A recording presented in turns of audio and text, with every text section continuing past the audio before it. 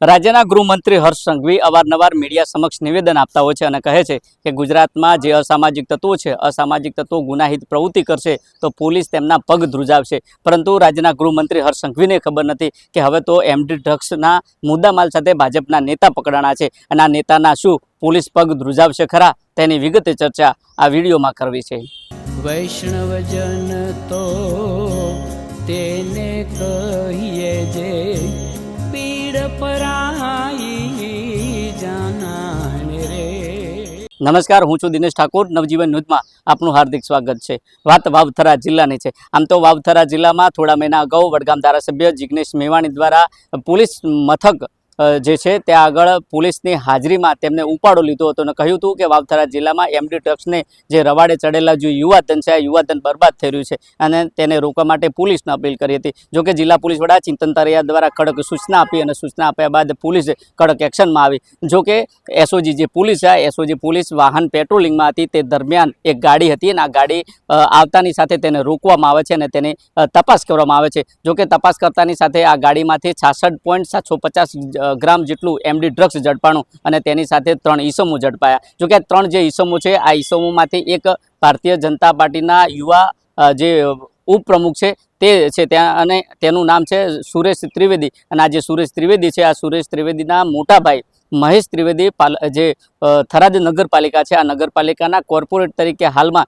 ચૂંટાયા છે. એટલે કહી શકાય કે જે થરાદ જે નગરપાલિકાના જે કોર્પોરેટ છે અને તેમનું નામ છે મહેશભાઈ ત્રિવેદીના. મહેશભાઈ ત્રિવેદીના ભાઈ છે સુરેશ ત્રિવેદી અને જેઓ અગાઉ ભારતીય જનતા પાર્ટીમાં પૂર્વ યુવા મોરચાના ઉપપ્રમુખ તરીકે રહી ચૂક્યા છે અને હાલમાં તેઓ કોઈ હોદ્દા ઉપર નથી. ત્યારે બીજી બાજુ એક બાબુભાઈ ભટિયાર નામના છે ને આ ભટિયાર નામનો જે વ્યક્તિ છે ભારતીય જનતા પાર્ટી સાથે સંકળાયેલો છે અને ત્રીજા નંબરના જે વ્યક્તિ છે એ રાણારામ ચૌધરી છે. એટલા કુલ 3 આરોપી એસઓજી પોલીસે ઝડપ્યા. જોકે તમામ બાબતને લઈને ભારતીય જનતા પાર્ટીના જે નેતાઓનું નામ સામે આવતા અમે થરાદ શહેર જે પ્રમુખ છે તેમનો સંપર્ક કર્યો હતો અને થરાદ શહેર પ્રમુખને અમે આ બાબતે જાણકારી લેતાની વાત કરી ત્યારે તેમને કહ્યું કે હા, અગાઉ આ જે સુરેશ ત્રિવેદી છે, આ સુરેશ ત્રિવેદી પૂર્વ યુવા મોરચાના ઉપપ્રમુખ તરીકે હોદ્દા ઉપર હતો અને હાલમાં કોઈ તેની જોડે હોદ્દો નથી. ત્યારે બીજી બાજુ જે બાબુભાઈ ભટિયાર છે, બાબુભાઈ ભટિયારનું પૂછતા તેમને કહ્યું કે આ વ્યક્તિ ભાજપ સાથે કંઈ લેવા દેવા નથી. ત્યારે આ તમામ બાબતને લઈને અમે કોઈ પુષ્ટિ કરતા નથી, પરંતુ જે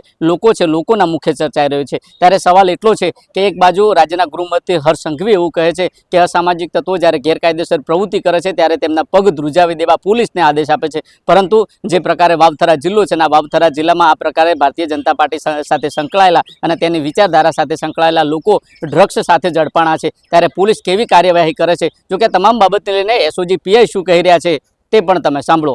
પોલીસ મહાનિરીક્ષક શ્રી બનાસકાંઠા રેન્જ શ્રી પરીક્ષિત રાઠોડ સાહેબ તેમજ પોલીસ અધિક્ષક શ્રી વાવથરા શ્રી ચિંતન તેરૈયા સાહેબની ઝીરો ટોલરન્સ ફોર ડ્રગ્સની નીતિ અંતર્ગત એસઓજી ગ્રુપના માણસો થરાદ પોલીસ સ્ટેશન વિસ્તારમાં વાહન ચેકિંગમાં હતા.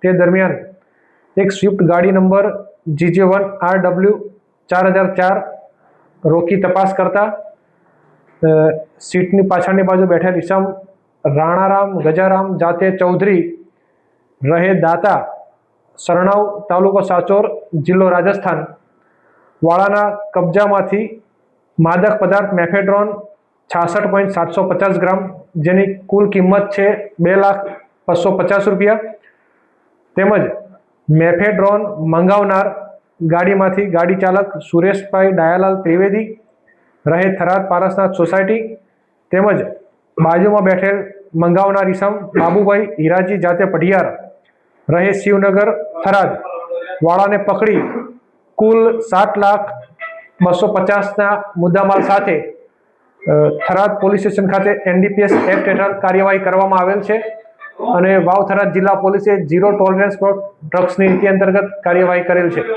તમે જો તે પ્રકારે થરાદ જે વાવથરા જિલ્લો છે ને, વાવથરા જિલ્લાના એસઓજી પીઆઈનું કહેવું છે કે પોતે અને પોતાના જે સ્ટાફના માણસો હતા પેટ્રોલિંગમાં હતા અને વાહન ચેકિંગ કરતા હતા. તે દરમિયાન એક સ્વિફ્ટ ગાડી આવી હતી અને શંકા જતાં સ્વિફ્ટ ગાડી રોકાવવામાં આવે છે અને તે દરમિયાન ગાડીની તલાશી કરતા આખરે 66.750 ગ્રામ 2 લાખના જે મુદ્દામાલ હતો તેનું ડ્રગ્સ ઝડપાયું હતું. જોકે કુલ જે મુદ્દામાલ હતો 7 લાખનો હતો અને 3 ઈસમોની અટકાયત કરી છે. જોકે હાલમાં 3 જે આ ઈસમો છે, ઈસમોની અટકાયત કરી વધુ તપાસ હાથ ધરી છે. છે ત્યારે સવાલ એટલો ઊભા થયા છે કે એક બાજુ અસામાજિક તત્વોનું સાથે જે પોલીસે જે ગેરકાયદેસર કામ કરતા જે તત્વો છે તેમની સામે કડક કાર્યવાહી કરે છે, પરંતુ હાલમાં જે પ્રકારે ભાજપ સાથે સંકળાયેલા અને ભાજપની વિચારધારા સાથે સંકળાયેલા જે લોકો છે એમડી ડ્રગ્સ સાથે સંકળાયેલા છે ત્યારે અને એમડી ડ્રગ્સ સાથે ઝડપાયા છે ત્યારે તેમના પગ ધ્રુજાવવામાં પોલીસ કેટલી સફળતા મેળવે છે તે તો આવનારો સમય બતાવશે.